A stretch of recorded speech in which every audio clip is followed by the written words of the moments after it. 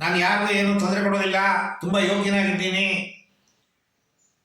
ಆದರೆ ನನಗೆ ಯಾಕೆ ಈ ಶಿಕ್ಷೆ, ನನ್ನ ಜೀವನದಲ್ಲಿ ಯಾಕೆ ನನಗೆ ಇಷ್ಟೊಂದು ತೊಂದರೆ, ನಾನು ಯಾಕೆ ಕಷ್ಟಪಡಬೇಕು, ಭಗವಂತ ಕರುಣಾವಿ ಅಂತಾರೆ, ಭಗವಂತನಿಗೆ ಕರುಣೆನೇ ಇಲ್ಲ ಅಂತ ಭಗವಂತನ ಬೈತೀವಿ.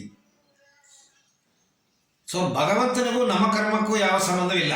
ನಾನು ಸಾಲ ಮಾಡಿಬಿಟ್ಟು ಮಗನ ತೀರಿಸು ಅಂದರೆ ಯಾವ ನ್ಯಾಯ? 16 ಕಡೆ ನಾನು ಸಾಲ ಮಾಡಿಬಿಟ್ಟು ನನ್ನ ಕೈಯಲ್ಲಿ ಚೈತನ್ಯ ಎಲ್ಲ ನೀನು ತೀರಿಸು ಅಂತ ಹೆಂಡತಿ ಹೇಳಿದ್ರೆ ಹಿಂಗೆ? ಹಾಗೆ ಭಗವಂತ ಏನೂ ತೀರ್ಸಕ್ಕೆ ಸಾಧ್ಯವಿಲ್ಲ. ನಾವು ಮಾಡಿದ ಸಾಲವನ್ನು ನಾವೇ ತೀರಿಸಬೇಕು. ಭಗವಂತನ ಬೈಯೋದಲ್ಲಿ ಏನು ಅರ್ಥವಿಲ್ಲ. ಆದರೆ ಈ ಸಾಲಗಳಿಗೆ ನಾವು ಒಂದು ಫುಲ್ ಸ್ಟಾಪ್ ಇಡಬೇಕು. ಪದೇ ಪದೇ ಮಾಡುವ ಈ ಕರ್ಮಗಳು, ಪಾಪಕರ್ಮಗಳಿಂದ ಮುಕ್ತಿ ಹೊಂದಬೇಕು ಅಂತಂದರೆ ಯಾವುದಾದ್ರು ಒಂದು ಮನಸ್ಸು ಕೆಲಸ ಮಾಡಬೇಕು. ಇಲ್ಲಿ ಹೊತ್ಕೊಂಡ್ಬಂದಿರೋ ಜೋಡಿಸಿಟ್ಟಿರೋ ಸಾಲ ಎಲ್ಲಿದೆ ಅಂತಂದರೆ ಜಾಸ್ತಿ ಚಿತ್ತದಲ್ಲಿದೆ. ಅದನ್ನು ತೀರಿಸೋದಕ್ಕೆ ನಾವು ಪ್ರಯತ್ನ ಮಾಡಬೇಕೆ ಹೊರತು ಪಂಚೇಂದ್ರಿಯಗಳು ಕೇಳೋ ವಿಚಾರಗಳ ಜೊತೆಗೆ ನಮ್ಮನ್ನು ನಾವು ತೊಡಕೊಂಡ್ರೆ ಖಂಡಿತವಾಗಲೂ ಮೂಟೆ ಸೇರ್ತಾ ಇರ್ತೀವಿ ಹೊರತು ಕಡಿಮೆ ಆಗೋದಿಲ್ಲ. ಸೊ ಪಂಚೇಂದ್ರಿಯಗಳನ್ನು ಹೇಗೆ ಕೆಲಸ ಮಾಡಿಸದೇ ಮಾಡೋದು? ಕಣ್ಣನ್ನು ಮುಚ್ಚಿಕೊಂಡೇ ಕೂತಿರೋಕ್ಕೆ ಸಾಧ್ಯವೇ?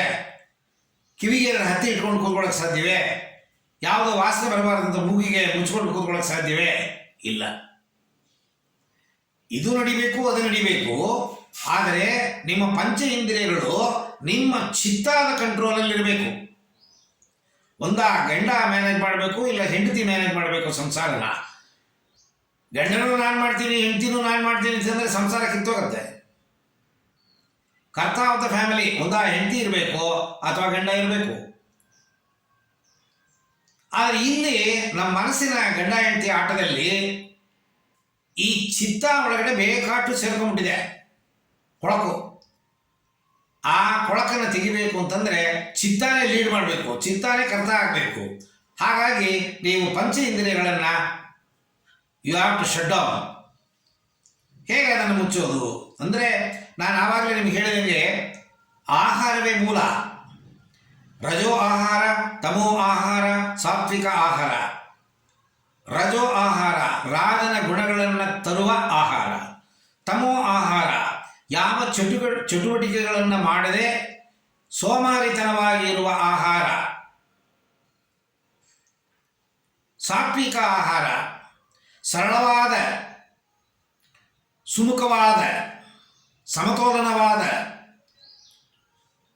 ಆಕ್ಷನ್ಗಳನ್ನು ನೀಡುವ ಆಹಾರ ಸಾತ್ವಿಕ ಆಹಾರ. ಪ್ರಪ್ರಥಮ ಆಹಾರಕ್ಕೆ ಪ್ರಾಮುಖ್ಯತೆ.